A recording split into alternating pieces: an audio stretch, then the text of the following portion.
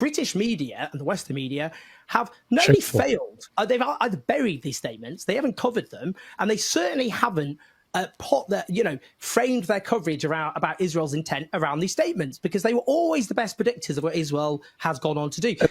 This is the gaslighting, and people getting angry because what was in the hearts of the people chanting it? Was it hatred of Jewish people? No one actually thinks that. What the actual in their hearts was, I am really angry and upset at having to spend 21 months of watching daily despicable atrocities. My politicians and media outlets are not sharing my outrage. Instead, they're arming and whitewashing these crimes. This is ridiculous. The world has gone insane. If you don't, it's really simple, right? If you don't want people chanting that at Glastonbury, I think it'd be better to live in a world where we don't have to chant death to anyone, right? But if you don't want people to be angry about a foreign, brutal, genocidal military, maybe you should stop that foreign, genocidal, brutal military from doing its crimes. And yet, on the Monday after Glastonbury, the Israelis carried out one of the worst massacres they've carried out in weeks. They bombed a seaside cafe. They killed 23 people there, including journalists. They bombed, 30 people at the cafe, another 23 Palestinians trying to get food aid,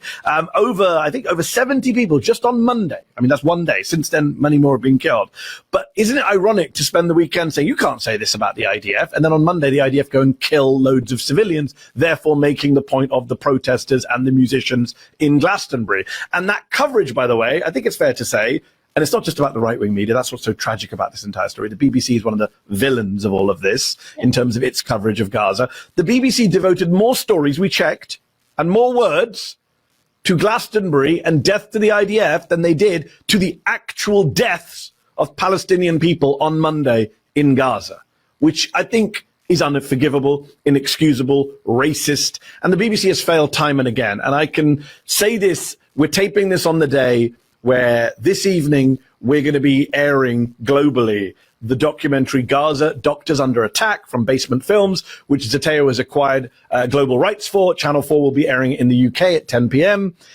This was a film that was supposed to go out on the BBC ages ago, Owen, ages ago. And the BBC sat on it. They refused to air it. They said, we're investigating another documentary that they got pressured for by the pro-Israel side because a child in that documentary was seen as biased because his father was a junior official in the government in Gaza. Therefore, everyone in that film is now Hamas.